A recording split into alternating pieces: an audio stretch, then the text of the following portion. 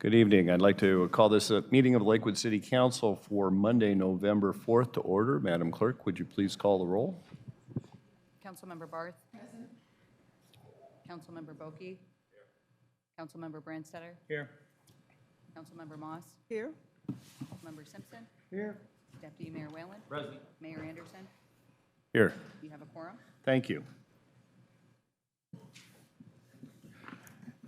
Now, would you all please rise as the Clover Park High School Junior ROTC presents the colors.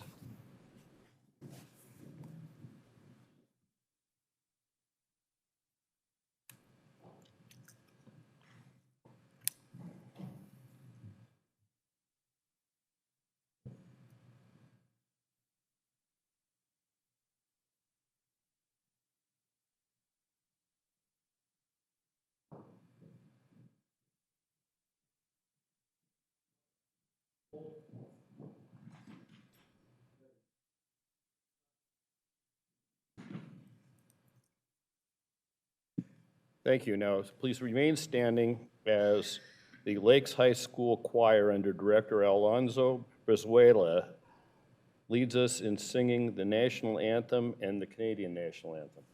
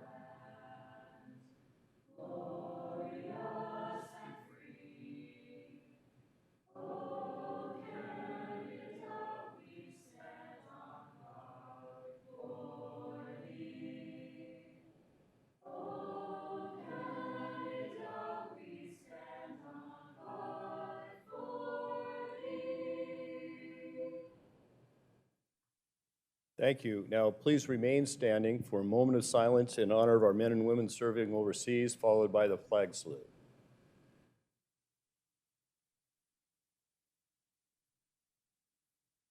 I pledge allegiance to the flag of the United States of America and to the republic for which it stands, one nation, under God, indivisible, with liberty and justice for all. Thank you. Please be seated.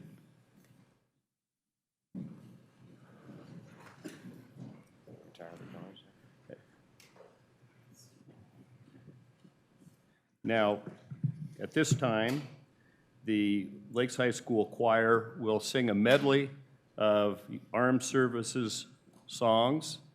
Please stand for the duration of your services song if you are a veteran or actively serving. Thank you.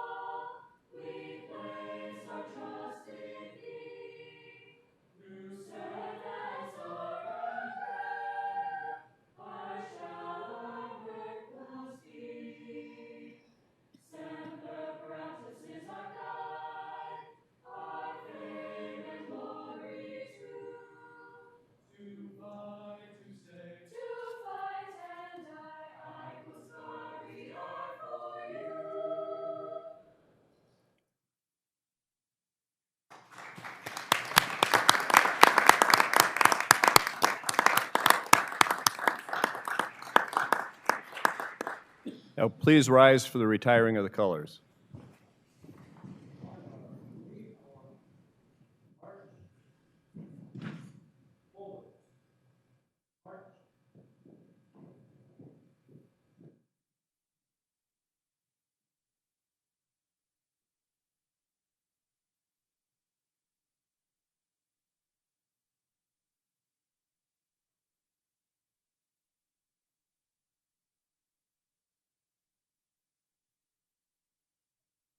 Please be seated.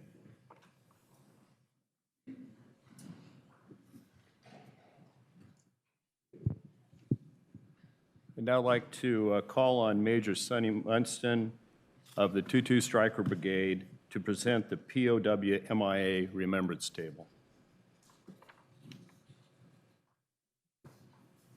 Sergeant First Class Smith, the platoon sergeant for the Mobile Command Group, will help us all remember our service members who are currently prisoners of war or missing in action to reaffirm our commitment to account for them until the day they all come home.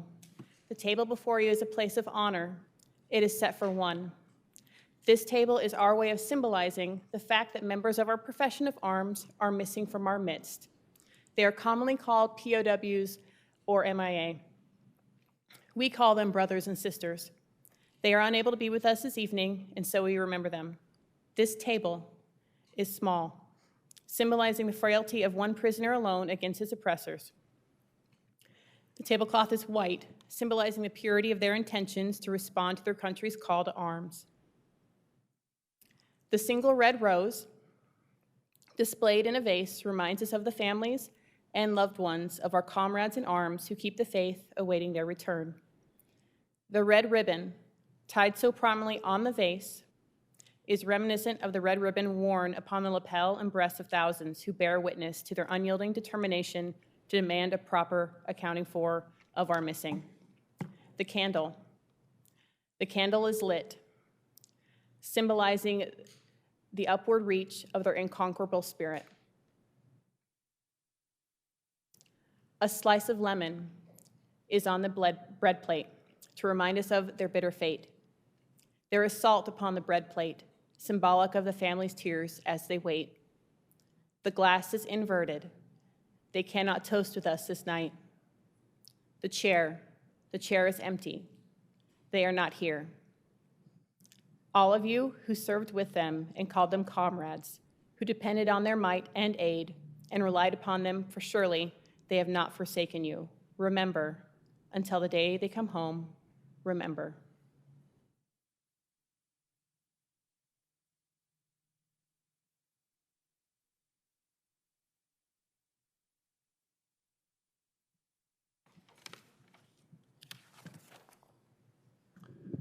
Thank you. Now it's my pleasure to call on a great friend of Lakewood, JBLM, and all veterans, our 10th District Congressman Denny Heck, to provide some Veterans Day remarks.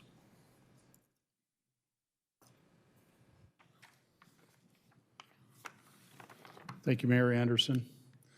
Indeed, I wasn't sure you were going to actually get up when they began singing the Navy song. Maybe you forgot that you were a veteran. I'm not quite sure what that was all about. It's been a long time. It's been a long time. Well, to you and everyone sitting here who is a veteran, thank you for your service. We're going to hear that a lot in the next week as we approach Veterans Day. Thank you for your service. Unfortunately, as much as I believe every speaker who utters it sincerely means it, over repetition, somehow it's lost its impact. It's become, frankly, almost a cliche.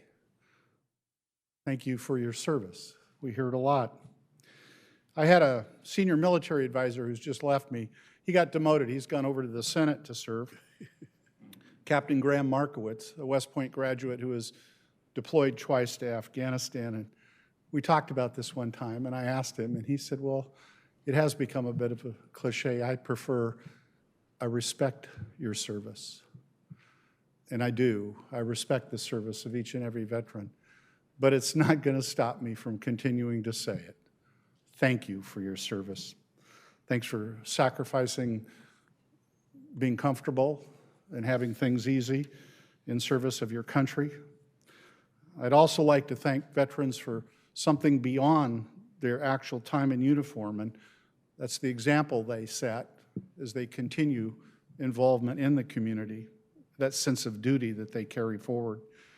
Their perspective and, frankly, solemn admiration for all America is and can be, it's frankly a model that the rest of the nation can and should follow. And I think it's especially important to point out at a time when we all acknowledge that as a country, we're pretty deeply divided.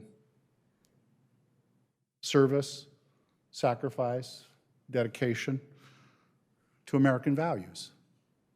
To American values. You know, they're easier to spot during times of combat or in the line of duty. We had an example of that just recently, because a little over a week ago, Delta Force special operators and some Army Rangers raided a compound in northwestern Syria and ended Abu Bakr al-Baghdadi's reign of terror. And that is indeed what it was. Thanks to their professionalism and their courage, al-Baghdadi will never cage, never abuse, never torture, never behead or execute another human being. Blunt as it is to say, we're better off for the bravery of our troops' actions. And that's what service looks like in its most raw form, that kind of involvement. It's what sacrifice looks like, and it's frankly what dedication to American values looks like. But it's not the only manifestation of these values. For many veterans, frankly, that call of duty never ends. It might dismiss you, it might send you back home and reunite you with your family and all those good things, but the mentality of service and the call of duty, it simply never goes away. It never goes away. The importance of these American ideals, which we need to be reminded of, freedom from tyranny, of democratic rule and self-governance, and freedom of speech, and freedom of the press, and a solemn respect for our nation's place in the world. They're ingrained, frankly, in many of our veterans. And frankly, I think it is that mentality that is in part what's holding our country together right now. Every person who puts on our nation's uniform submits themselves to the potential of giving the last full measure of devotion, and many do. In just the last several weeks, I've had the honor, the burden, to attend not one, but 2 funerals in Lakewood for service members who gave their lives in Afghanistan. And our debt to them cannot be measured in dollars nor in time. 2 years ago, there was an elderly woman named Irene Triplett. She may still be alive, I don't know. Irene Triplett. She was receiving a monthly military pension because of the service that her father rendered as a soldier in the Civil War. Our debt goes on, and well it should, for as long as it needs to, because it needs to match at least the level of commitment given by our veterans. God bless America, and God bless our veterans. Thank you, Mr. Mayor. Thank you, Congressman.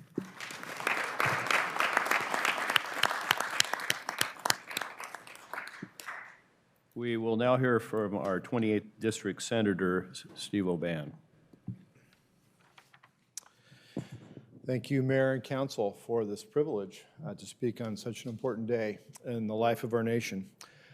Some of you may have read about this. A Port Angeles mayor is taking steps to remove from a veterans memorial the silhouettes of 2 soldiers which decorate the memorial entrance.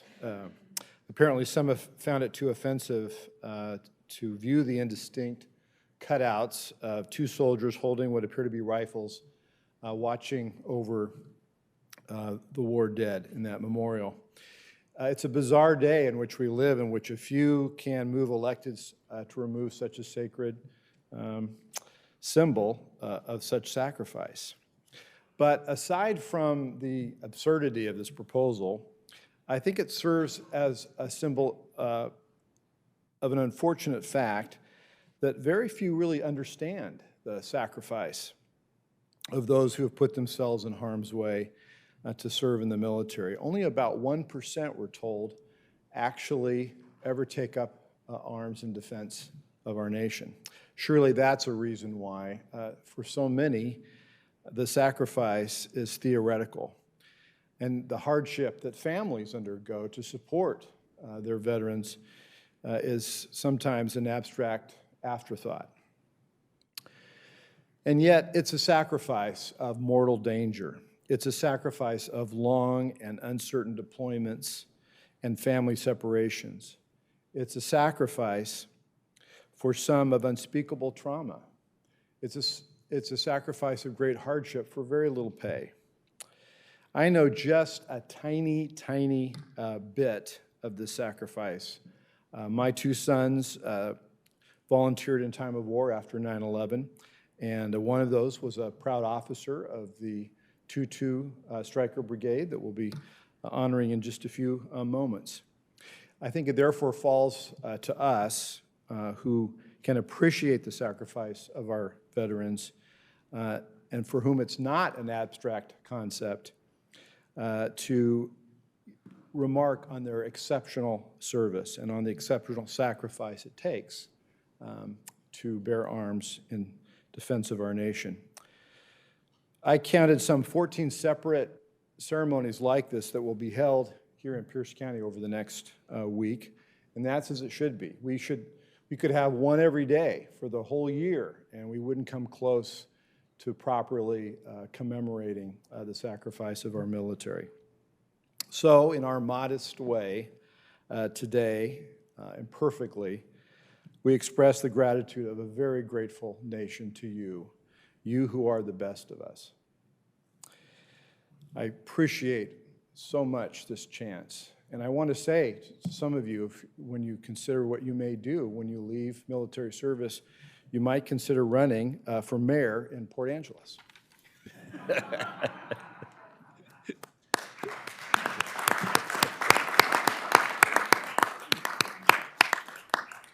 Thank you. I'd now like to call on 20th District State Representative Mari Levitt.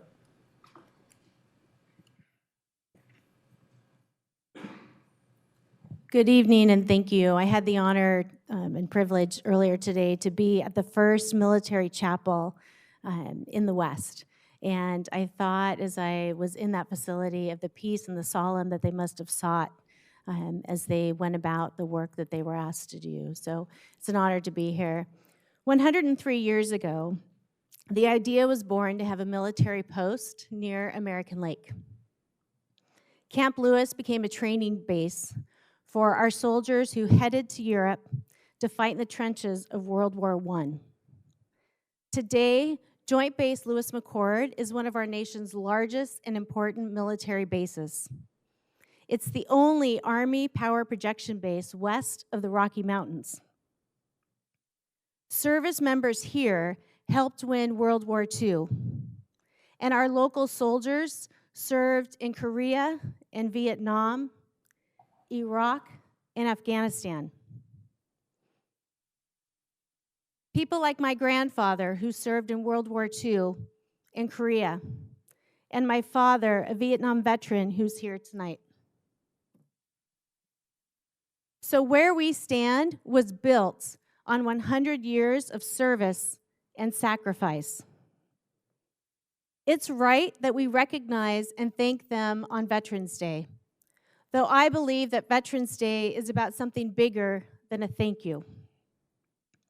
Veterans Day is about showing everyone, including our children, what it means to be a hero. It's not about making more than your neighbor, driving a fancier car, living in a big mansion, or having your name on the front of a newspaper. Being a hero is about service. It's about working together to protect people. It's about doing what's right, even when it's dangerous, even when you're afraid. We are lucky to have so many heroes and sheroes right here for 103 years. Thank you.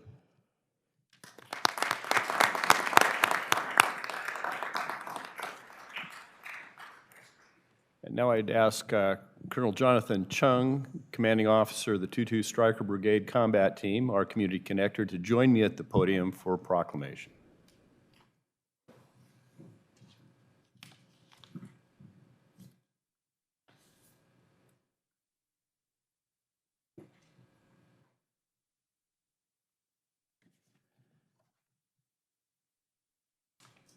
You know, Lakewood's connection with the United States Army dates back to the 1840s with the establishment of Fort Steilacoom, and it's been growing stronger in the last 103 years since the establishment of Camp Lewis, the addition of McChord airfield now at Joint Base Lewis McChord, and it's grown even stronger through our Community Connector program, currently embodied in our relationship with the 2-2 Stryker Brigade Combat Team.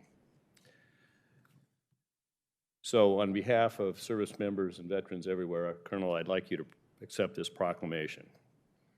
Whereas members of the Army, Air Force, Navy, Marines, Coast Guard, and Merchant Marine have answered a high calling to serve and have helped secure America at every turn, and whereas America's veterans answered the call when asked to protect our nation from some of the most brutal and ruthless tyrants, terrorists, militaries the world has ever known, and our veterans stood tall in the face of grave danger and enabled our nation to become the greatest force for freedom.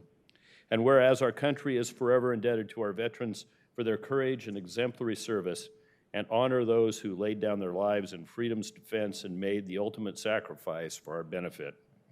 And whereas on Veterans Day, we salute the women and men who have proudly worn the uniform of the United States of America and the families who have served alongside them. And we affirm our sacred duty as citizens to express our enduring gratitude, both in words and actions, for their service.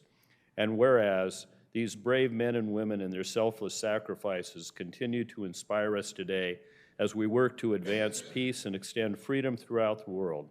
And whereas many face overwhelming unknowns, through community collaborations, we can ensure that those who have served their nation receive the resources they deserve. And whereas their abiding patriotism and enduring devotion to the ideals on which the United States is founded provides a source of permanent inspiration to ensure our unwavering support as a community. And whereas through their commitment to freedom, Americans' veterans have positively impacted millions of lives and made our country and the world more secure. And the City of Lakewood resolves that their sacrifices will always be remembered.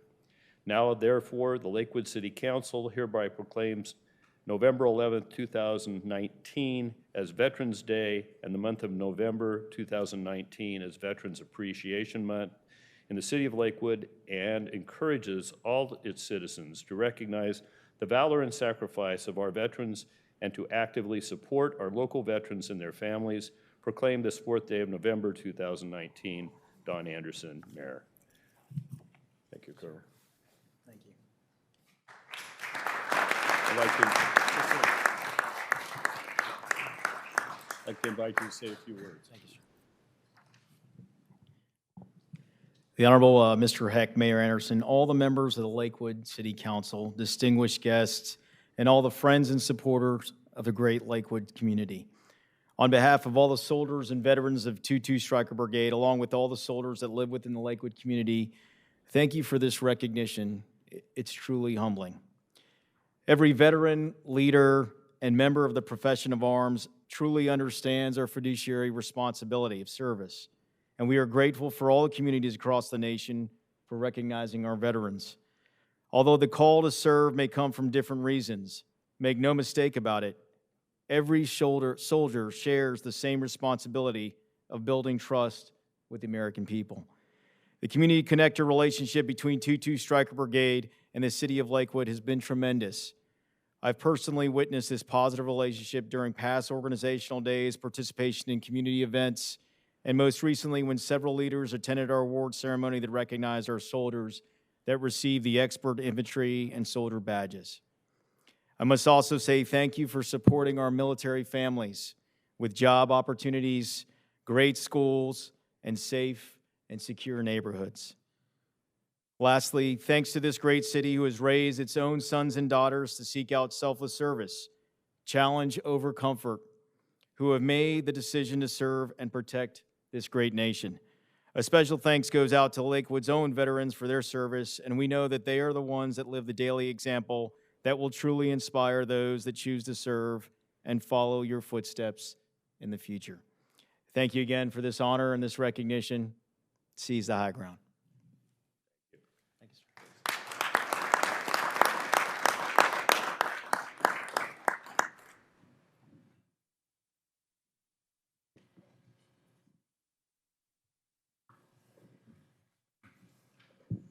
just note one of our speakers today mentioned the leadership provided by veterans when they come back into the community. While there are legions of veterans, I would note that just here in Pierce County, our county executive, the chair of the county council, and my fellow mayors of Tacoma, University Place, DuPont, Steilacoom, Roy, and Edgewood are all veterans.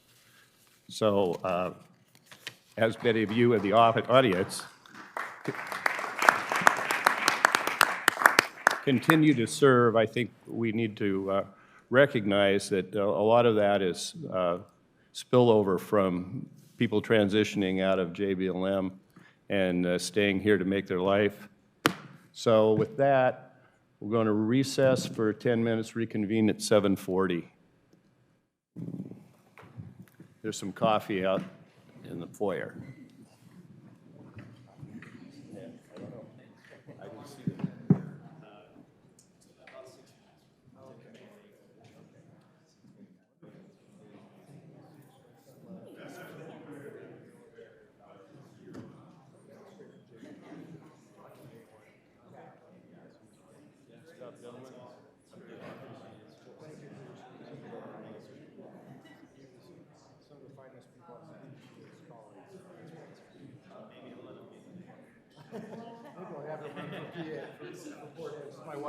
My wife, no, he just came 6 months ago.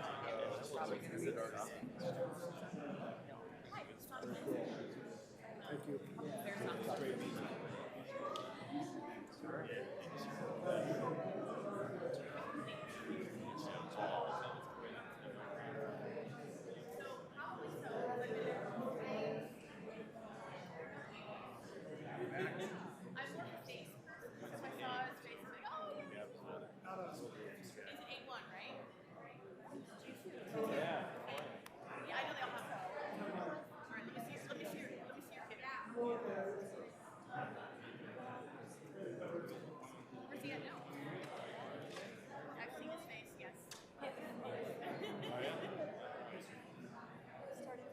Apparently, I got to bring the good wine. I don't know. We'll see. Yeah.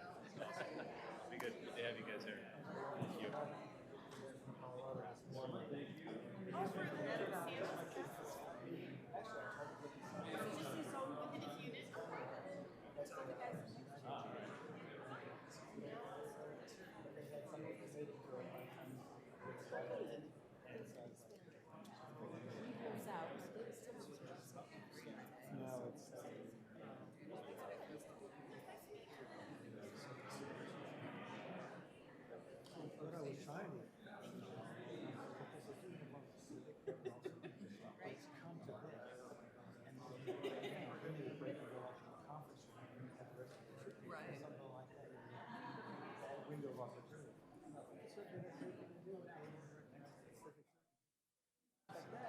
But I might call you for another time. Because they typically meet on Monday night. Yeah, please do. Please do.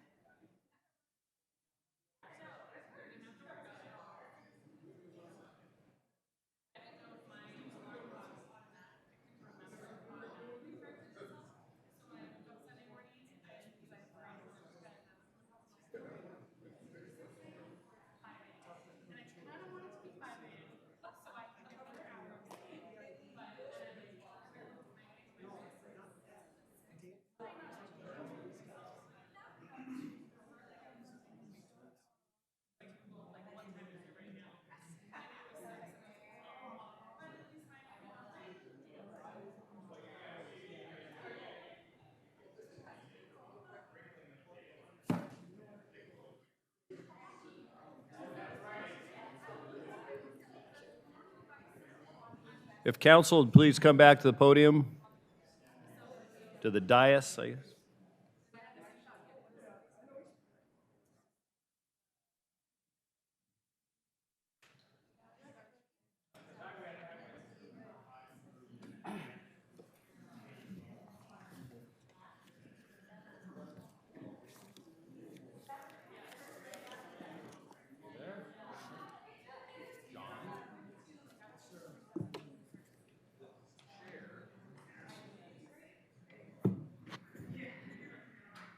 Would council please come back to the dais? It always reminds me of those falling out of favor. There's a great album by Bill Cosby. Yeah. This is the Lord. Yes, I remember that. Oh, this is good.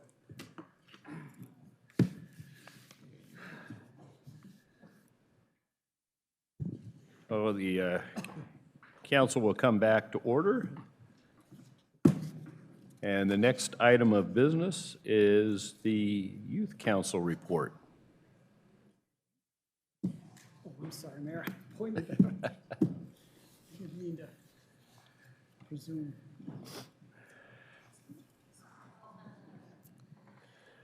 Good evening. My name is Josephine Kaiser. I'm representing on behalf of the Lakewood Youth Council.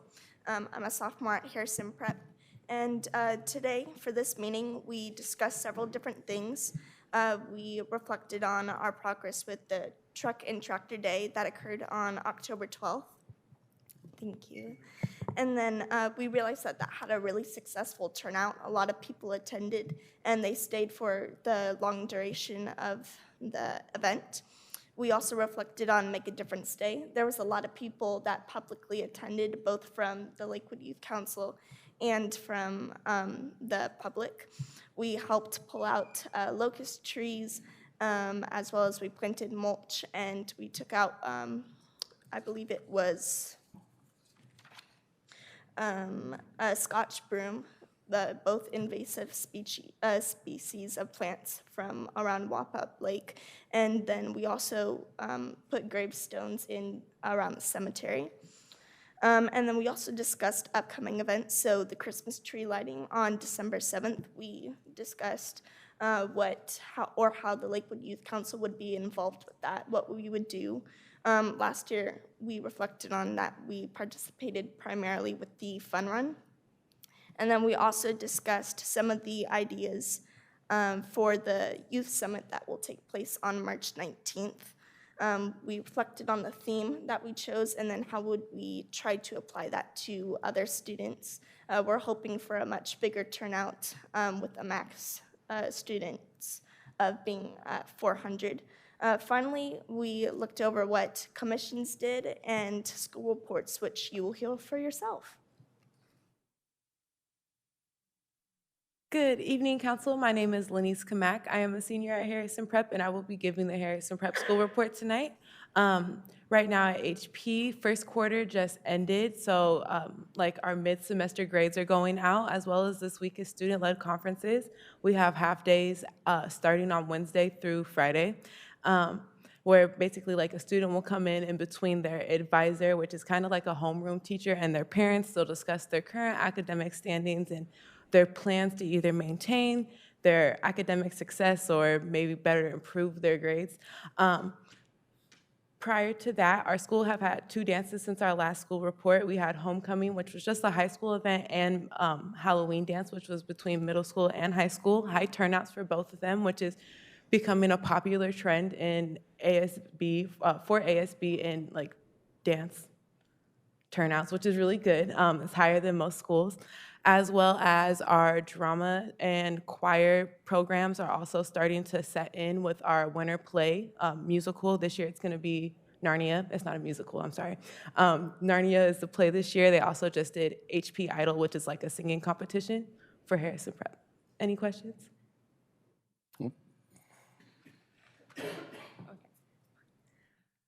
Hi, my name is Kira. I'm a freshman at Clover Park High School, and we have our Veterans Day assembly tomorrow, and the band's playing at it.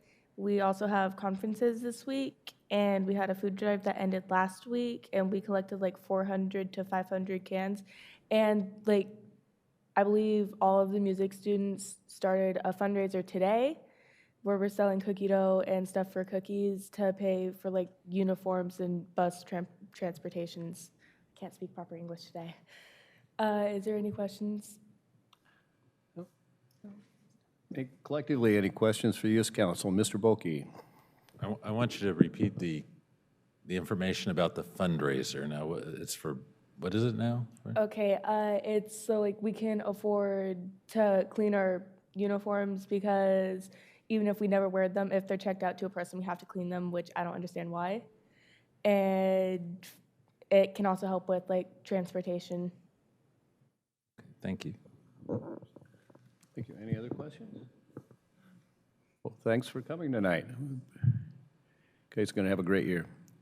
Thank you. You're welcome.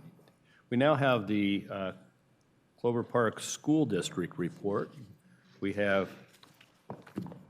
Paul Wagaman from the school board here tonight. I have to take a point of personal privilege and commend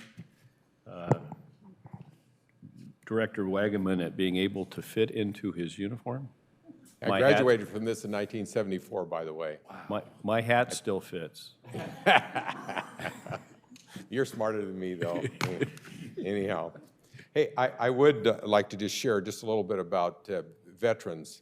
My mother, you may not know, was an Australian, and she immigrated here in 1947 to marry my father. She had 29 first cousins, 5 of which died during World War II. So that's that little piece. My dad served in the United States Navy. My brother served in the United States Navy. One of my second cousins was killed in Korea. And then in my boot camp platoon, there were 8 Marines that were killed in Vietnam. So those are things interesting. And then our children, my oldest son's an Air Force pilot. My youngest son spent 8 years in the Marine Corps Reserves. And then I have a nephew, my brother's son, who served in the United States Army, several tours in Afghanistan. And then his daughter, his youngest daughter, went to the Merchant Marine Academy and has been serving there, but it also is a lieutenant commander of the United States Navy as a reserve officer. So that's a little bit about our immediate family. We've got lots of other relatives that serve, so I do genealogy, and it's pretty interesting to see that. But I'm happy to talk about the Clover Park School District. The districts run a replacement educational program and operations levy coming in February, so we're trying to put word out about that. You know, everybody looks at McCleary and said, hey, it took care of all the problems. It didn't take care of all the problems. It created some new ones for us. So we're going to talk to you about the operations levy. And so stay tuned. We're trying to do our best using social media to make sure people understand why we need certain amounts of dollars to continue to edge our children in the what we call enhancement piece that's put there. The other thing that's very interesting, you may have heard already that the board, we have been designated a board of distinction by WASDA, so we're excited about that. I wish we could take all the credit, but really it has a lot to do with what we've done with the city and our community engagement leadership team work. That's what we wrote it up as this year. So it's really, this is a community award, so we're excited to get that, and thank you for all your support there.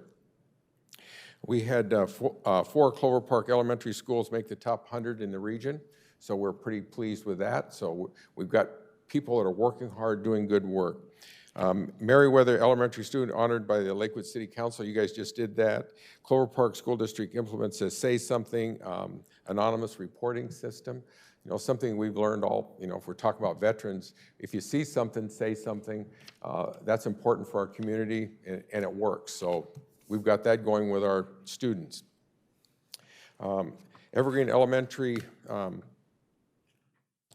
Callahan in Lakewood Rotary Teacher of the Month, so that's Lindsay Callahan. Lakes High School football player named WI Athlete of the Week. What did he do? He scored 5 touchdowns when they beat, let's see, who'd they play? You got it here. I'm sorry, we didn't, they played Stadium, 67-0. kind of sad in a way, but we got some good players at Lakes. And our Clover Park High School's got some good playing going on there too. So our schools are doing well in football. Remember, November is Native American Heritage Month. American Education Week is November 18 to 22. We're celebrating Veterans Day throughout our school district, reminding people what you've started here tonight. We've had two of our young ladies selected for the Daffodil Princess. Parent-teacher conferences are going on now. And I think, you know, a lot of those are student-led. In other words, a student brings a parent in and sits there with a teacher to talk about what they're doing. So I think those are some positive things. The other thing is some of our schools even go out into the local apartment buildings so that parents can make those things. Because our goal is to try and have 100% participation with parents, because we believe that that triangle of student, parent, teacher, that triangle, if it's a strong triangle, makes good education. So we're working for those things. We have a Parent Connection Council that continues to meet, and you know, again, keeping parents involved and working. Several of the schools that I visited in the last week are talking about a real positive thing in the PTA. So that's another sign of a strong community and a healthy community. The district's hosting a substitute hiring event for, we, like every district in the state and the county, are looking for substitute teachers. And so we're doing what we can. If you've got any skills in that area, let us know, because we could give you a job. Again, follow us on Facebook. And I guess that's all I have for this evening. Are there any questions I may answer? Questions from council? Are lawyers disqualified or substitute teachers? It's Mr. Whalen's question. All right. Thank you. Thank you very much. Thank you. Have a good evening.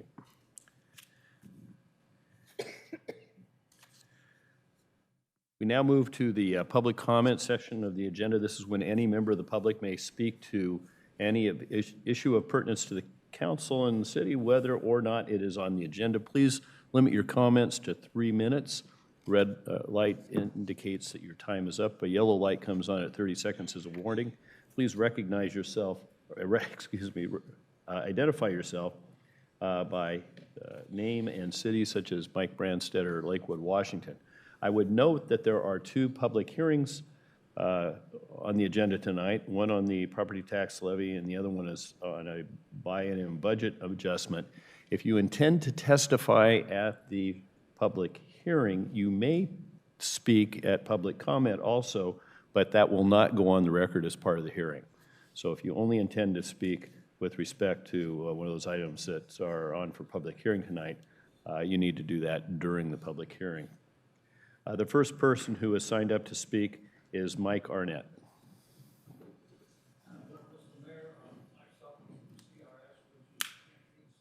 Okay.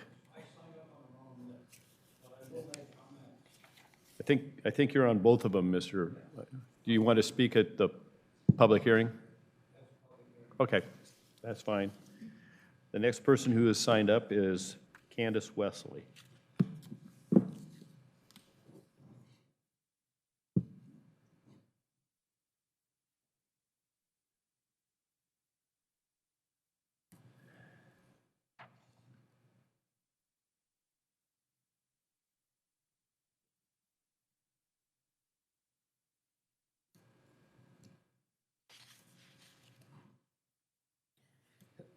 Good evening, Council. I bring you greetings from Tacoma Ceasefire, and just briefly, Tacoma Ceasefire is compiled. Can you hear me? Now we can. Thank you. I bring you greetings from Tacoma Ceasefire. Tacoma Ceasefire, briefly, is compiled of a group of 25 men that have made some mistakes in life, but have done course correction as it relates to changing their lifestyle. They represent each neighborhood in Pierce County from different gangs. Our intention is not to reinvent the wheel, but to enhance or strengthen what is already in place as it relates to public safety. And violence in our community. And the message that we would like to send is ceasefire, Tacoma ceasefire. And that message is sent to the youth and young adult population and to law enforcement agencies as well. And because of the success of Tacoma ceasefire, our mayor, Madam Victoria Wooders, has signed a proclamation declaring Tacoma at a state of ceasefire, and that's for law enforcement and the community as well. Our team consists of realtors, barbers, ex-gang members, construction workers, learning centers. It's very diverse, and I don't want to take up a lot of time. I have a few of the team members here, and I'd like for them to greet you as well. Is that okay? I believe some of them have signed up here. Yeah. So Thank you for you listening. each get a turn. Say again? You each can have a turn.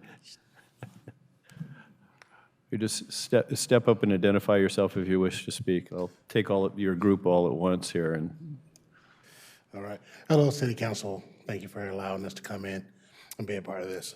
My name is Frederick Garner. I am one of those young men that were making difficult choices at a young age.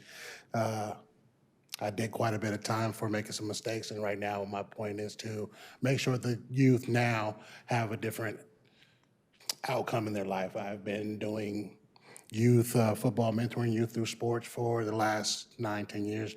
My oldest son is a student at PLU and is now on staff. My youngest is a student at Clover Park. As a freshman, plays on a varsity team. So just pointing those things out now that I've made the mistakes, I no longer have to make that mistake, or anyone young that needs some kind of guidance, that's what I'm here for. And I want to see how can I align with you to help these kids find other avenues, such as YMCAs and things like that, to give them a better direction versus making choices based on what their friends are helping them make decisions. Now you have 2 kids making adult decisions that may affect the rest of their lives.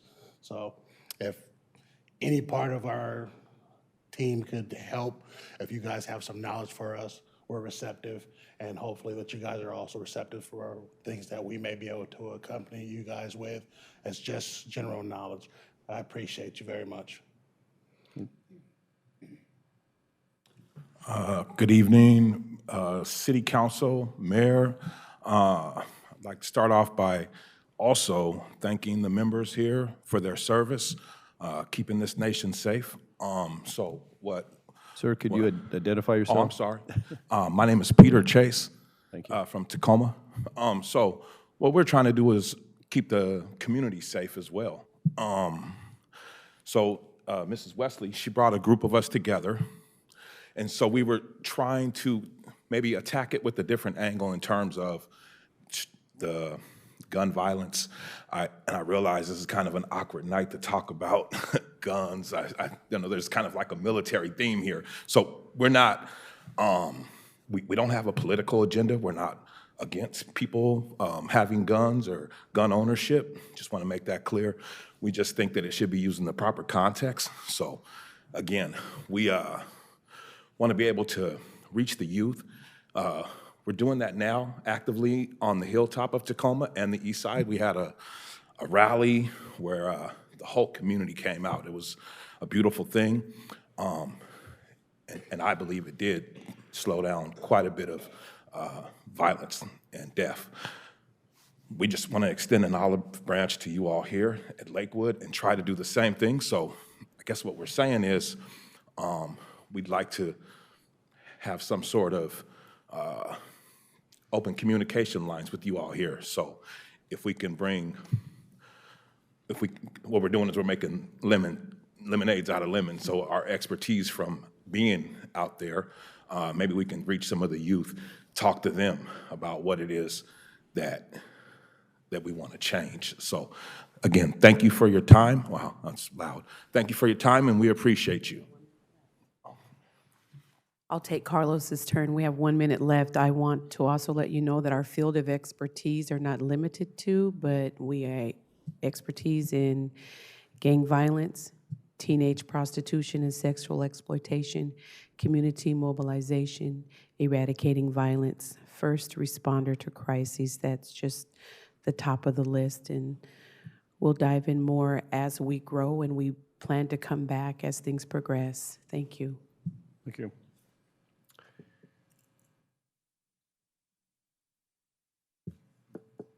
Next person who signed up to speak is Julian Wheeler.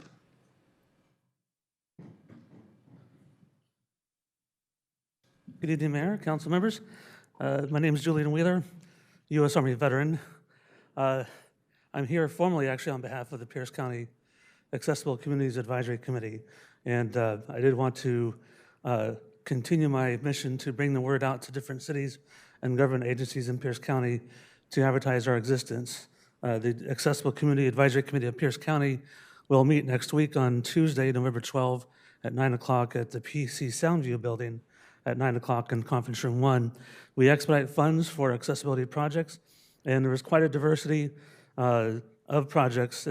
Certainly you could talk about the ramp going into a store, and that's depending on the store and whether it's a community center or some other form of nonprofit or government agency. There are a variety of projects that can come forward. I encourage everyone here to briefly step outside Lakewood and go to Graham, where you can go to the Pierce County Fairgrounds and check out the equine ramp, where it's our first in the field success of a project that's been inaugurated, and we even celebrated with a young lady in a motorized wheelchair going up a ramp and being assisted onto a horse and going around the field there, the course, and it was a wonderful event, and it was captured on photographs and videos. I encourage you to check out the Human Services Department of King County and go to the links for the Pierce County Accessible Community Advisory Committee. And so I just wanted to indicate that we have been around since 2014, and it was done pursuant, our existence was approved pursuant to the passage of the Accessible Communities Act of 2010, which would put, you take the fines that someone incurs for parking illegally in a disability parking spot, and a part of that fine goes to the Accessible Communities Fund. And we have a history, actually kind of profiles of successful projects in the state of Washington, including the Port Townsend Film Festival, sponsored in part by their ACAC. And I also wanted to indicate that you're certainly welcome to come to our meetings, and as much as I'm trying to get out to all the meetings in Pierce County. So thank you for your work, and we look forward to working together. All right, thank you. Thank you. That's all the people who signed up to speak at public comment, but that doesn't preclude you if you wish to comment. If you wish to speak at public comment, please come up to the podium at this time and identify yourself. Is there anyone else who wishes to speak at public comment? Hearing none, I declare public comment closed. We now move to the consent agenda. Madam Clerk. A, approval of the minutes of the City Council study session of October 14th, 2019. B, approval of the minutes of the City Council meeting of October 21st, 2019. C, approval of payroll checks in the amount of $2,577,009.91 for the period of September 16th, 2019 through October 15th, 2019. D, approval of claims vouchers in the amount of $2,541,611.08 for the period of September 14th, 2019 through October 15th, 2019. E, motion number 2019-69, authorizing the execution of an agreement with Gordon Thomas Honeywell Governmental Affairs in the amount of $58,350 for state governmental relations services. F, motion number 2019-70, authorizing the execution of an agreement with Johnston Group in the amount of $54,000 for federal governmental relations services. G, motion number 2019-71, authorizing the execution of an amendment to the agreement with Site Workshop LLC in the amount of $67,855 for the Fort Steilacoom Park Angle Lane South upgrades.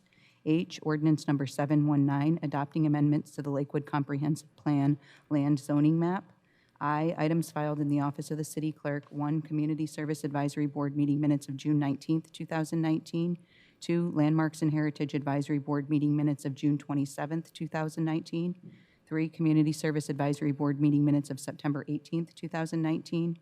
4, Parks and Recreation Advisory Board meeting minutes of September 24th, 2019. 5, Planning Commission meeting minutes of October 2nd, 2019. Thank you. Is there any item which any member of the council wishes to have removed from the consent agenda? Hearing none, I entertain a motion. So moved, Mr. Mayor. Second. It's been moved by Mr. Simpson, seconded by Mr. Branstetter, that we adopt the consent agenda. Is there any further discussion? All in favor, please signify by saying aye. Aye. Opposed, nay. Motion carries. We now move to public hearings and appeals. Madam Clerk. This is the date set for a public hearing on the 2019 to 2020 mid-biennium budget adjustment. For this, we have Ms. Kraus. Good evening, Mayor and Council. This item was presented to you on the October 21st City Council meeting. The budget adjustment is required as part of the mid-biennial budget process, and so that's why we're bringing this back here. The budget adjustment does not include certain items that will be addressed at a later date. These include the abatement funds if the demolition of the QFC is needed, impact of Initiative 976, which we should know about soon, the use of transportation mitigation fees for a signal coordination project along traffic signal along Avondale and Gravelly Lake Drive, and replacement and maintenance costs for the Colonial Plaza, the authority for the city to impose a local sales and use tax for affordable housing, and the JBLM North Clear Zone funds. The proposed budget adjustment includes an expenditure increase of $14.3 million, of which $8 million is in the special revenue funds and $4.4 million in capital projects funds in 2019, and a decrease of $1.8 million in 2020, and that's primarily in the capital projects funds as we shift project expenditures between the years. The bottom line is, with the proposed budget adjustment, the general fund is in compliance with the 12% ending fund balance reserves requirements of $4.94 million as established in the city's financial policies. The details of each of these proposed budget adjustments are provided on pages 136 through 147, and a summary of listing of by fund is provided on pages 148 through 153. So it's very detailed in the packet. This information has been made available to the public in both the finance webpage as well as the city council packet. So that concludes my presentation. Any questions for Ms. Kraus? All right. Now we'll open the testimony for the public hearing. This is the time that's been set for public hearing on the 2019-2020 mid-biennium budget adjustment. The rules for speaking at the public hearing are very similar to the public comment period that we just had. You have 3 minutes to speak. The red light coming on when your time is up, yellow light at a 30-second warning. However, the subject matter is limited to, in this case, the 2019-2020 mid-biennium budget adjustment. We do not have anyone who has signed up to speak at this hearing, but if anyone wishes to speak with respect to the testify, I should say, with respect to the mid-biennium budget adjustment, please step forward at this time. Is there anyone who wishes to testify on this issue? Seeing none, I declare the public hearing closed. We now move to our next public hearing, Madam Clerk. This is the date set for a public hearing on the 2020 property tax levy. Thank you. For this, we also have Ms. Kraus to explain what we're considering. The property tax levy for 2020 was also presented to the City Council on October 21st. Per state law, the city is authorized to increase its property tax by the lesser of the implicit price deflator or 1%. The IPD is 1.396, which means the city may increase property tax by 1%. The city's assessed value increased by 9.5% from $6.9 million to $7.6 million. The proposed city levy rate based on the recommended 1% increase is less than $1 at 97 cents per 1,000. The additional property tax paid by the average homeowner based on the recommended 1% increase compared to the no increase scenario is $3.31. The recommended 1% increase is consistent with the revised budget estimate of $7.4 million, and since 2006, the city has enacted the 1%. The impact of not taking the 1% increase in 2020 over this 6-year period is $439,000. That concludes my presentation. Any questions for Ms. Kraus? Thank you. So we'll now open testimony on the public hearing for the 2020 property tax levy. Again, the rules are the same as I just explained for the public hearing on the budget adjustment. You have 3 minutes to speak. You'll light a 30-second warning, red light, at the termination of your allotted time. Subject matter is limited to the 2020 property tax levy. Please identify yourself by name and city of residence. First person who has signed up is Mike Arnett.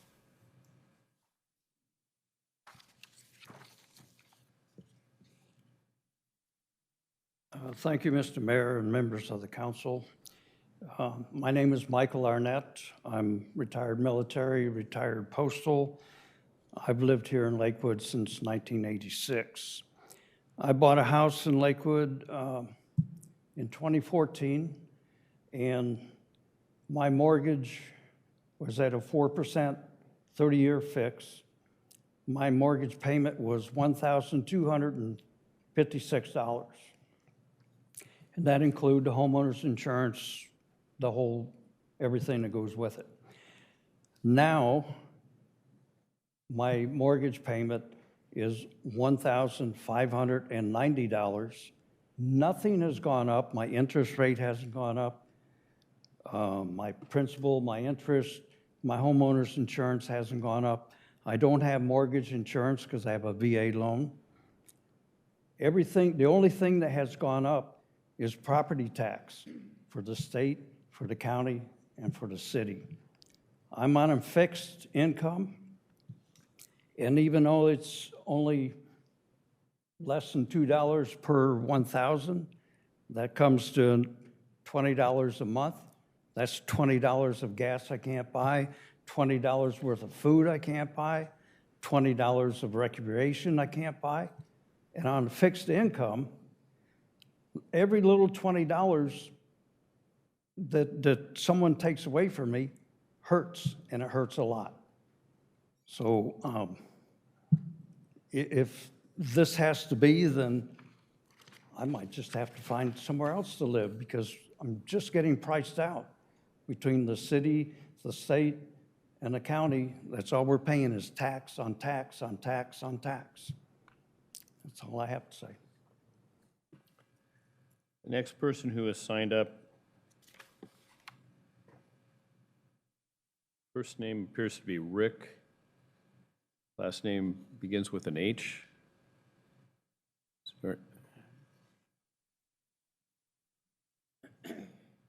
So, signed up, then check no, but signed up to speak.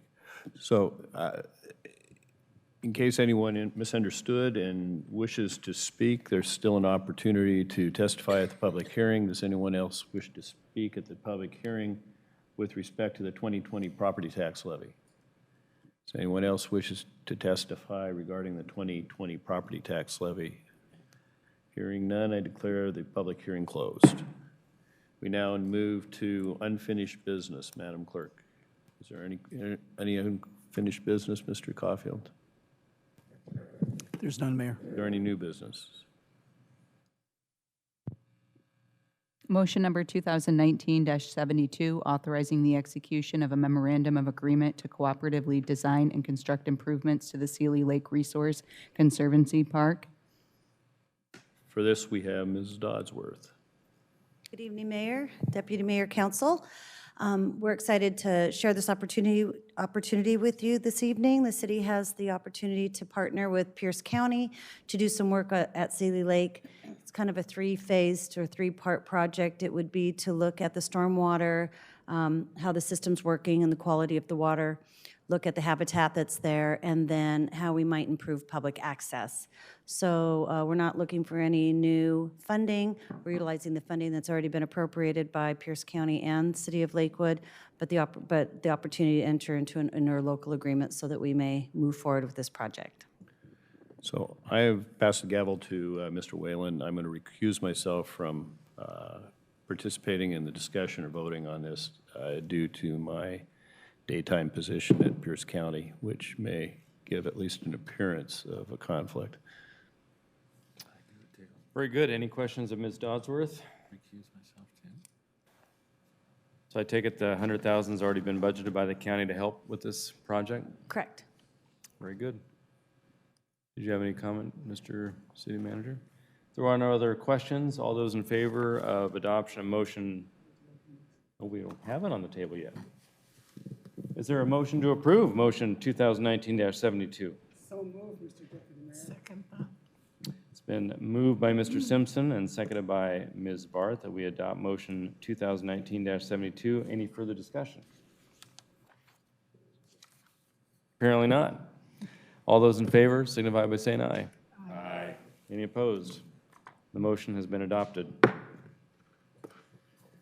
Thank you. We now move to reports by the city manager. Thank you, Mayor. The first item we have is have Sally Martinez, one of our recreation coordinators, give you an update on the work that her and her team, actually I know a number of you have been involved in this, as well as the Arts Commission on the artwork project at Colonial Plaza. So with that, I'll turn it over to Ms. Martinez.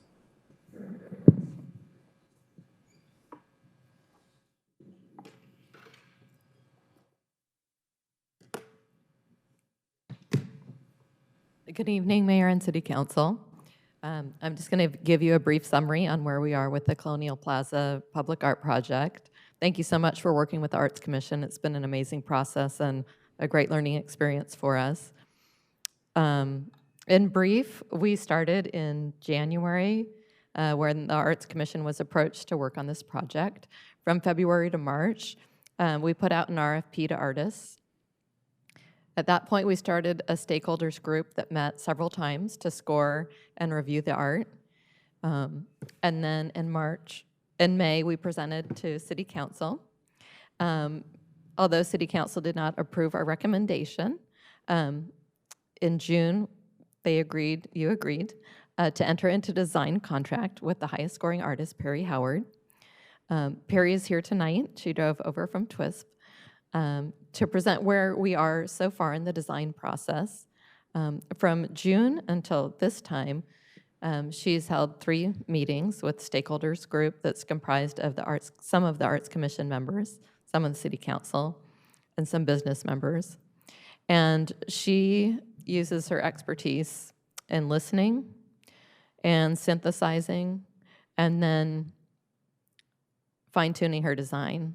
And so what you get to see tonight is where we are to this point. So this is Perry Howard. And this is your clicker. You're going to press the arrow. Perfect. Okay. Thanks very much for the introduction, Sally. Thank you, Council and Mayor, for the opportunity to present tonight. And thank you for the opportunity to work with your commissions and boards over the last 6 months. It's really been a pleasure, and I've enjoyed getting to know each and every individual that's worked through this process with me. So thank you for that. So the initial concept for this piece has been a constant throughout, and the concept being upon reflection. Reflection being the return of light or sound waves from a surface, or an image that's produced by or if by a mirror. It also speaks to the solace derived by people that live near water and within a community that reflects deeply upon its heritage and values the natural world. So the 2 sculptural forms are a reflection of each other, and the form is evocative of a lofted boat, a tree, or a seed pod that's found in nature, and I'll explain more about how we got there. This work is open to interpretation, invites everyone to form unique and shared responses to it. So the path to here, in May, the original proposal for the artwork was submitted. In July, we had a site visit at Colonial Plaza with a team from the city of Lakewood and Jason Whalen, which was wonderful. And the design contract began. And since then, it's been a process of reviewing concepts, introducing materials, throwing out materials, bringing new materials, and refining the artwork into a form and a manner that really reflects the site and upholds the goals for Colonial Plaza, which are really, really wonderful. I was just out at the site this evening. It looks fantastic. And having artwork that's lit at night as a gateway to that site, I think will be a wonderful addition. But bravo to all of you, because it just looks beautiful out there at night. So what we heard through the process of the last 6 months is to encourage interaction with the artwork through selfies and photo ops. This is a wonderful way that people are engaging public space these days, and I think we should capitalize on it and have it be a very delightful experience for folks. The artwork should be a gateway sited on both sides of the road. That was part of the initial criteria for this project, to make it vertical so that the artwork will be visible. The artwork should look new and also iconic. This design of a stone boulder below with steel above is a good approach. And then water and a fountain element was also preferred. So given all that feedback from the groups that we've been working with, I've sort of put them into 3 different categories. And one category is nature. Many expressed interest in artwork that reflected our connection to the natural world here. The other aspect was culture, the heritage of the Colonial Plaza site itself and the city of Lakewood, and a culture of inclusivity, which I thought was a really beautiful way for a community to see itself. And then the third aspect is a signature aspect, so nature and culture and signature. And the signature aspect is what will welcome people to the site, be iconic, unique, and distinct for the city of Lakewood. So extrapolating on that input and interpreting it from an artistic standpoint, it's a lot, you know? There are a lot of different directions that you could go with this. And I took the list on the left, the nature, culture, signature, and started interpreting it through the list on the right. A shell, a hull of a boat, a hull like a seed, reflecting both the water and nature. A pod can refer to either seeds or whales, a pod of whales. And then the many layers of a community as a skin that's protective, a husk, or the fabric of a community. Some fresh ideas that came out of this project too are shown here. You know, perhaps the layers of the artwork will represent different bodies of water in and around Lakewood. Perhaps the fountain on one side of the gateway would be a better way to go, considering that the site is somewhat asymmetrical, smaller on one side than the other. And I explored more varieties of textures and materials. The idea came up of one of the artworks possibly having a time capsule below it for people to bring keepsakes and have an interactive element for the community, which I'm all for if we can figure that out. And room to grow on the project, as I see it, is continuing to develop the idea so that selfie opportunities come through and to make sure that we're reaching the broadest audience possible, the whole community. And these are the preliminary, a preliminary look at the design. These are 5 layers of materials stacked together. On their own, they could represent a boat, a seed pod, the things I've mentioned before. Together as a grouping, a sense of community. And the artworks would be a reflection of each other on either side of the entryway to Colonial Plaza. The stone below, and we've looked at steel as the material above. The group seemed pretty interested in anodized aluminum as a finish as well, so I have examples of that too. The overall dimensions of the work are not final, but I imagine that the boulder below would be about a 4-foot tall boulder with maybe an 8-foot sculpture on top, 8 to 12-foot sculpture on top. These are just other impressions of it. The image on the left looks down from above, and the image on the right is from the side. So one of the suggestions that came from the group that I thought was wonderful was to rotate the artwork such that it was at a 30-degree angle and a little more frontal to the roadway, so that it would be a bit more welcoming and register a bit more visually as people approached. And I think that's a wonderful idea. So we'll move forward with that. And an image of the artwork shown at a 30-degree rotation is on the right there. And a couple of examples of what we can do with anodized aluminum. Color is always a really interesting question when it comes to public art. Should we to use color or to not use color? And this group had a lot of interest in using color, but not quite sure where to go with that, not to make it too garish or too bold, and have it feel natural. And anodized aluminum does just that. It adds a blush of color, if you will, to the aluminum, and activates in light in a really beautiful way. But it's not as much of a solid color decision as, say, a powder coat. It's a little more organic and dynamic when you look at it. It also lights really beautifully at night. All right, so just to take a look at our locations, they're noted there in the orange rectangles on either side of the entry road to the plaza. And you can see that the site is a bit asymmetrical. The larger side on the right is the site that we hope to activate with water. Not a fountain from the top of the artwork to the bottom, but a burbling feature that tumbles down the boulder is where we've landed on this. But it's still definitely open to revision as well. And this is just a massing diagram of what the artwork should look like. This was very early work on my part, just how tall should it be and how far back from the road, and how should we situate this artwork so that it is most impactful. So this was early work along those lines.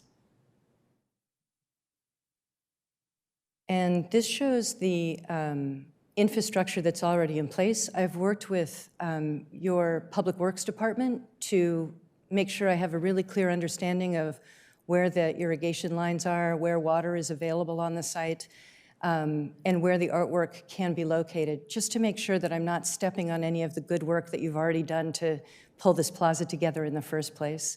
And this is the large P that you see on these images is the catch basin for fountains. There are 2 of them in place, though we may only use 1. The other could potentially be a time capsule if we wanted to go there. And again, the orange areas show optimal area for artwork. And I've checked this out with Public Works that it's A-OK placement, and it seems to be. This was some very preliminary work I did along those lines to start working out how this will operate as a fountain. It's not a great diagram, but the top portion of this shown is the stand-in for the boulder, and then we would have a reservoir below grade that would hold the water, and it would pump to and from the catch basin that's already in place on site. So this is work in progress, but I wanted to give the City of Lakewood and your Public Works Department something to work with so that we knew, that we're addressing feasibility as we're addressing design. That seemed really important, and it all seems to be checking out okay so far. And this is an image, though a little dim, an image of the artwork in place, rotated 30 degrees to the roadway, and welcoming visitors to Colonial Plaza at all hours, day and night.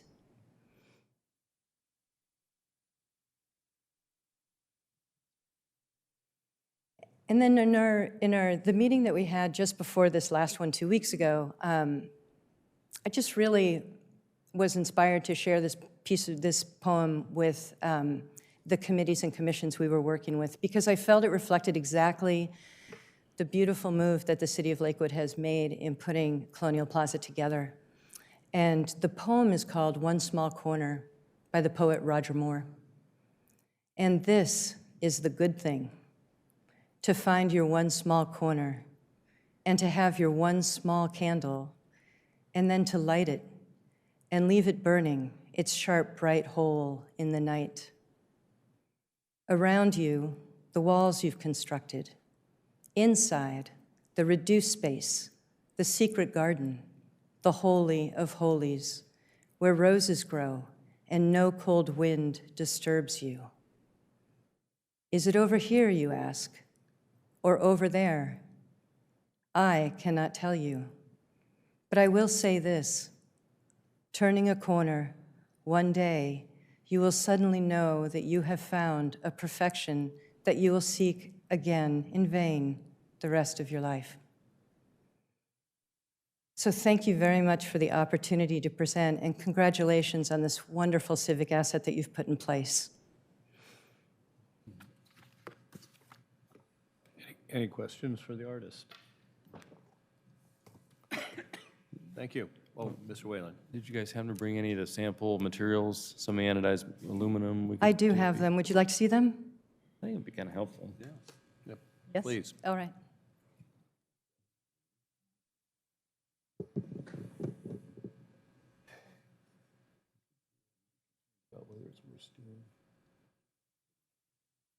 So while Perry's getting her materials, I'd like to ask you tonight for your direction or consensus on moving forward with a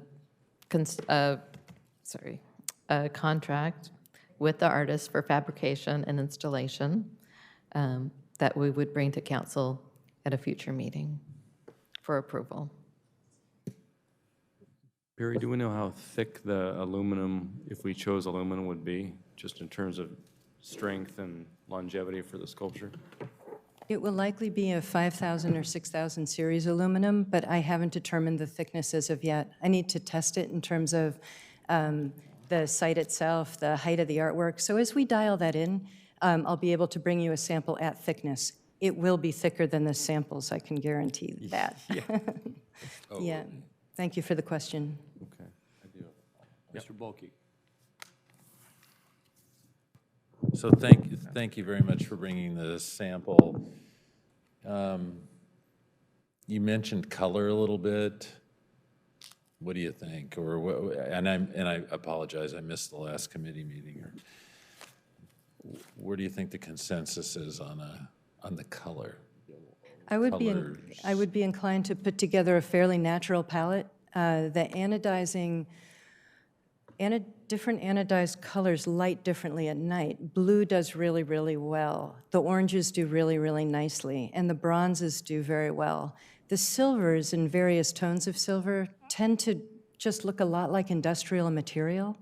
So I think I would tend towards presenting to you next time a range of yellows, oranges, blues, and certainly would want your feedback on that before making any final decision.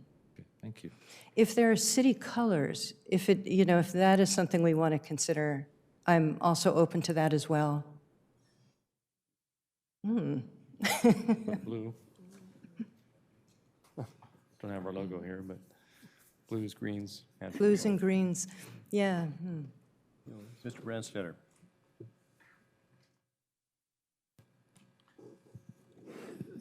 Thank you, Mr. Mayor. I don't really have any questions. I wanted to express my thanks to you for being a really good listener and a really good person to work with in the larger group that has met the number of times and has been more of sometimes a brainstorming session than a technical thing.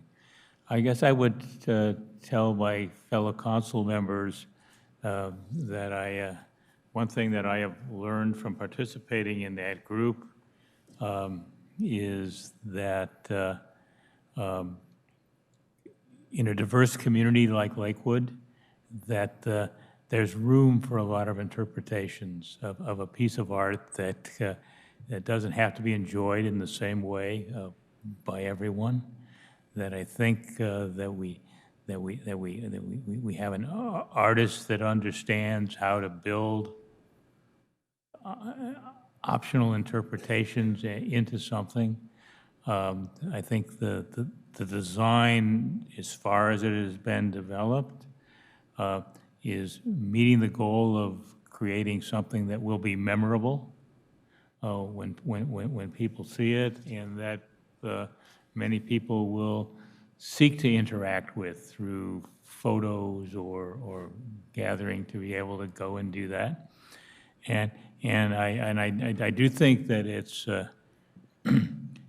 is time for us to move this forward by shrinking the size of the group that's going to distill out the final details and moving forward so that in the springtime, as we begin to hold events there, that we're going to be at a point of where we will also be able to dedicate a piece of art. And thank you. Mr. Whalen. A comment and then a question. On the water, on the right-hand side, as we call it, the larger side, my thought would be to make it at least somewhat significant enough so people could see it, whether it creates a look like of a flicker when you have a light on it at night or something, just so it just doesn't bubble on the rock, so it's up a little bit higher. It doesn't have to be all the way to the top, obviously, but something that comes up and gives a little bit of sound, a little bit of motion. Otherwise, it's kind of lost. That would be my comment. The question is, if we gave you the go-ahead and we gave the consensus that Sally is seeking from us, which we owe you, what's the timeline to address Mr. Brandstetter's thought? Is this something that we could see done in the springtime? Yeah, it's possible to have it done in the springtime. Just trying to think of where we are now. It's nice on this side of the mountains. We can work through the winter, can't we? Everything stops where I live right now for a long time. So I think that is possible. Generally speaking, it's 16 to 24 weeks from final approval.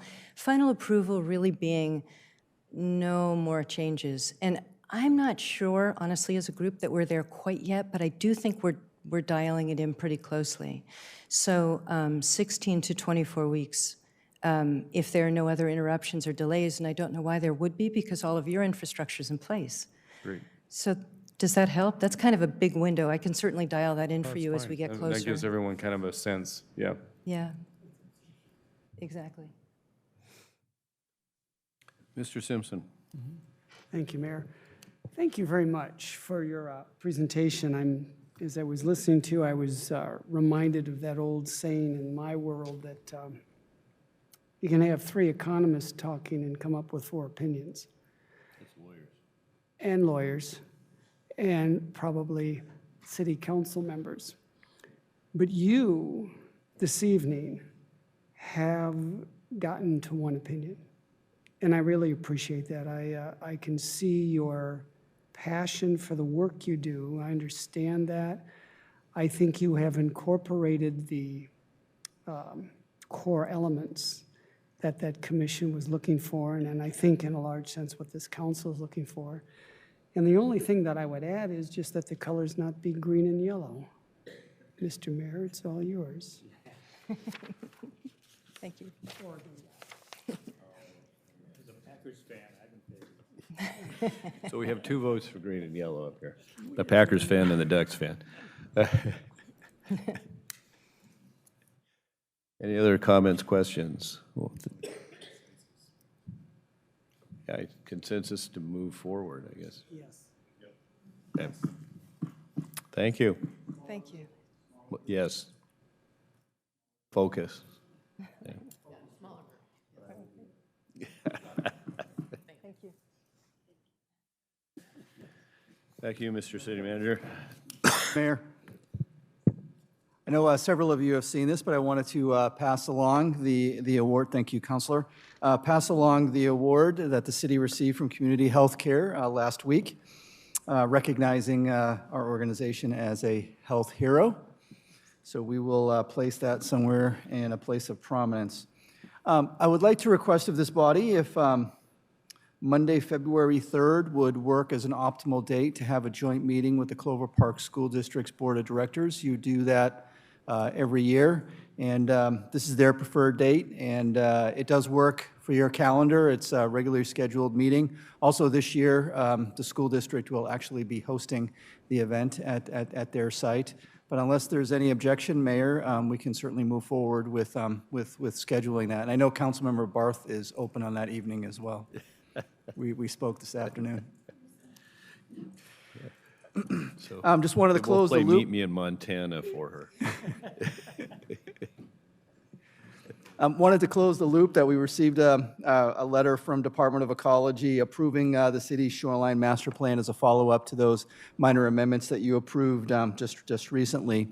We also received notification from another state agency, the Department of Commerce, that we have been awarded a grant of up to $100,000 to create a sub-area plan for the Lakewood Station District area that includes Lakewood, our quote-unquote Lakewood Landing, the area out on Pacific Highway South and I-5. We anticipate to go through this process, would be about an 18-month process, possibly kicking it off in the middle part of 2020 or a little earlier than that, and hopefully be completed about the latter part of 21 or so on that. So more to follow on that. Last week, we submitted to the state, also Department of Commerce, some grant applications. This was under the Defense Community Compatibility Account. It's at the state level, not to be confused with the federal Defense Community Improvement Program. And so this is the state's version of providing money to local jurisdictions who are impacted by military activities. And so the city, we submitted a grant request in support of our Washington Boulevard project request, and we actually submitted for the funding in support of kind of the lazy S there that comes out of Northgate Road along Edgewood to Washington Boulevard for a grant request of $1.9 million with a city match of about $500,000. And of course, that would help contribute to whatever we get at the federal level as well. So we'll see what happens there. Also, South Sound Military and Communities Partnership submitted an application for $1.5 million in support of revisiting the conceptual and feasibility of an interchange improvement at Exit 120, which is JBLM Main Gate and the North Fort Gate, and looking at how that can be redesigned to kind of bring those two communities together so that they don't have to go off base to go back on base. Also, that request has strong support from WashDOT as well. So we'll see what happens. This is, I think, as the body's aware, this program, while it was authorized by the state legislature last session, it has not been funded. And so the goal and objective is for Commerce to receive these applications, prioritize them, and then go back to the legislature and ask for funding. So more to follow on this. Yes, Councilmember, hopefully they will be requesting funding. If not, certainly as part of the next major state budget that would be for 21 to 23. On the calendar side, just want to say the fall cleanup, I understand, was a great success this weekend, and I want to thank our senior policy analyst, Shannon Kelly Fong, for leading that, and a number of folks coming out and volunteering, including Councilmember Branstetter. We got a lot of positive feedback and a lot of thanks for folks coming through and having the opportunity to do that every 6 months, so just wanted to pass that on. On a week,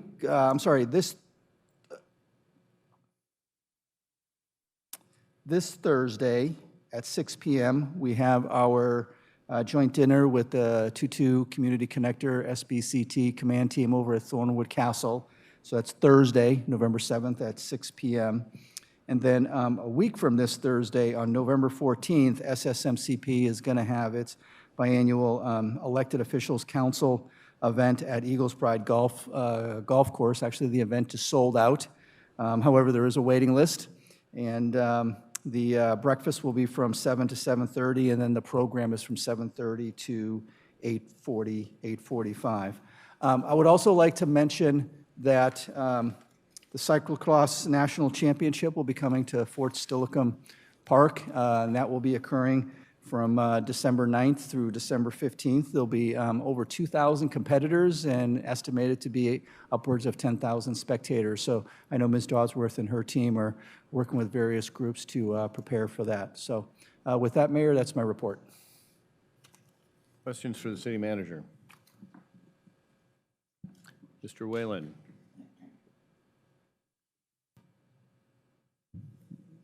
What was I going to say? I had a question about the bathroom project. It wasn't on your report per se, but it was in the materials tonight. Is that something that could be bid through that small projects thing we're doing with Bellevue at all to get the price? I'd have to get back to you on that, Yeah. Deputy Mayor. Very good. Just seems like a lot for a bathroom. Any other questions? The 340 some odd thousand. Thank you. We'll go to council comments. Ms. Moss. Thank you, Mr. Mayor. I would just comment on the Community Healthcare 50th anniversary that we attended, and it was an honor to see so much happening that was mentioned from Lakewood. Ellie Wilson and Andy Gernon, along with the city of Lakewood, that was recognized. And our deputy mayor did an outstanding job at this presentation, so thank you very much. Mr. Wolke. Thank you, Mr. Mayor. I think I maybe forgot last time I talked about the county council is approving HDOC funding, and they did approve that resolution. So the city of Lakewood had two items on there, or there are two items that are inside the city of Lakewood. One is Lakewell Gardens. They got 50% funded on their request, about $9,500 for the quatrefoil pool rehab. So they're probably looking for the other $9,500. And then the city of Lakewood's request for the street sign, the historic street sign program was funded at half, 24-25. So I don't know what our intentions are, if we're going to meet the other half, or we're just going to do the amount of signs that we get for the 2,400.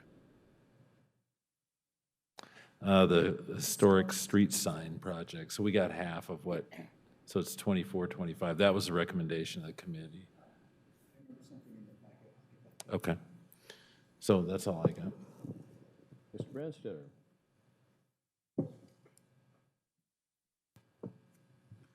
Thank you, Mr. Mayor. I did attend the Washington State Association of Public Facilities District meeting in Yakima that I attended based on the fact that I represent us at the Tacoma Convention Center Public Facilities District.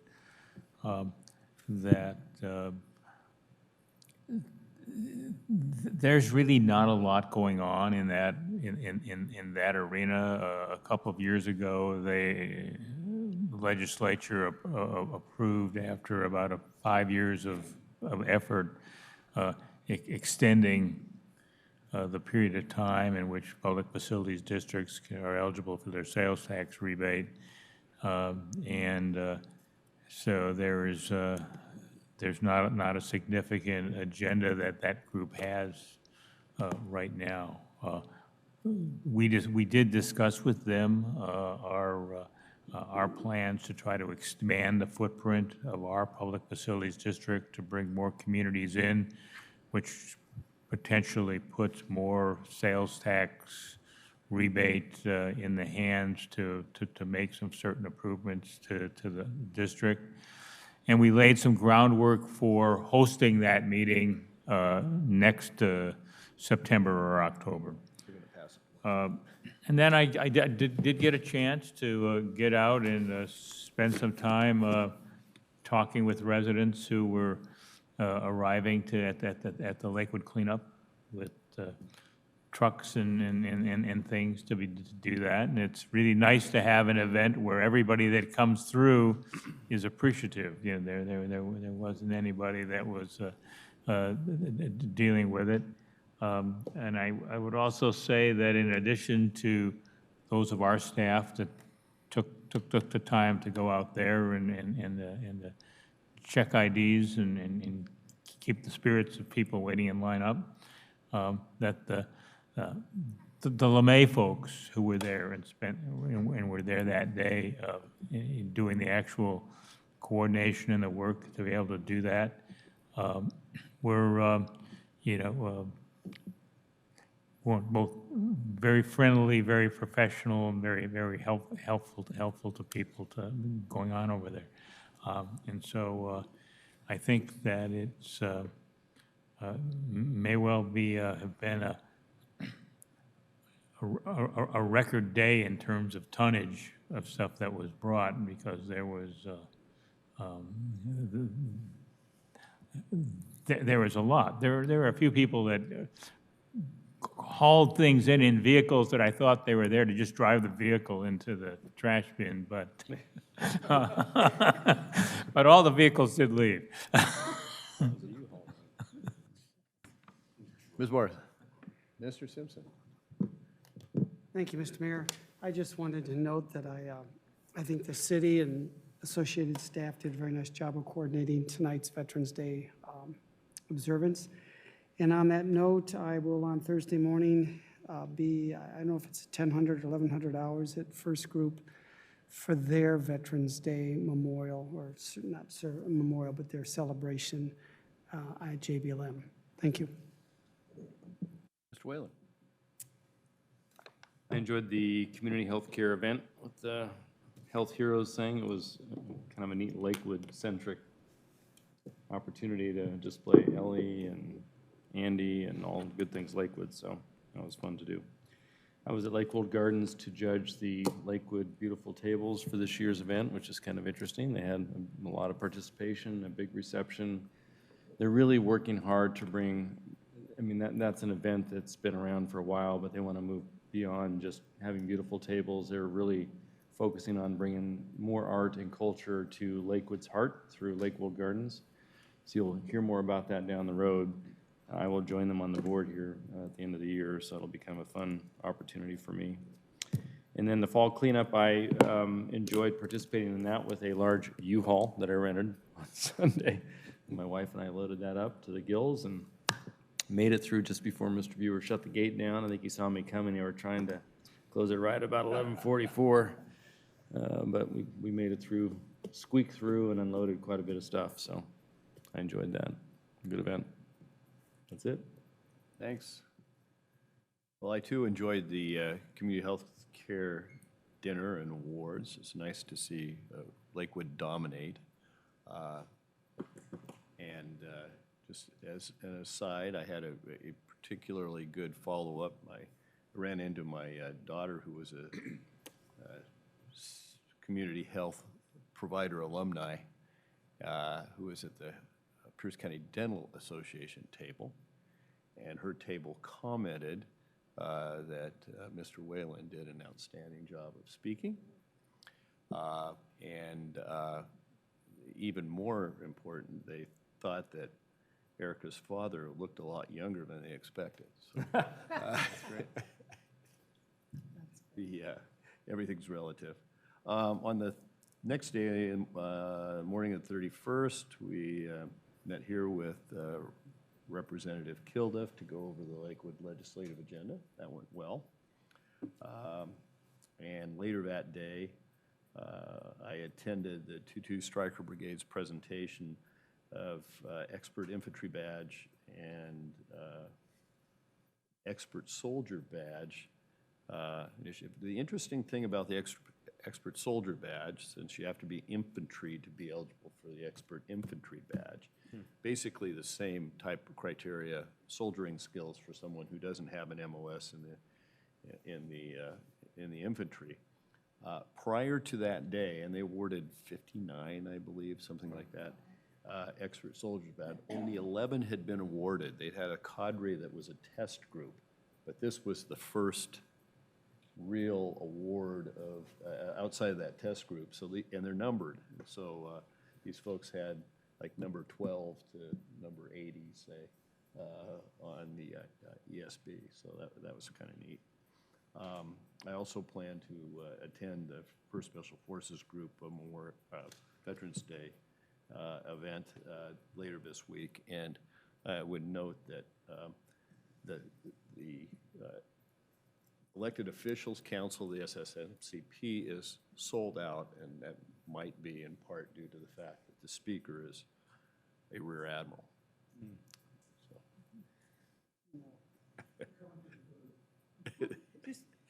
Oh, actually, there's at Mr. Caulfield's insistence, there is gravy, so there will be S on the S. Wow. Perfect. Is there any further business to come before the council? And we're adjourned. You know what, at Marines Memorial, there's a club in San Francisco, which is like a 220-room hotel that's military club, basically. They have this great dining room, top of the line food. Every day, included in your room is this marvelous buffet. Just a friendly reminder, next week's study session is at the police station because you'll be meeting with the youth council.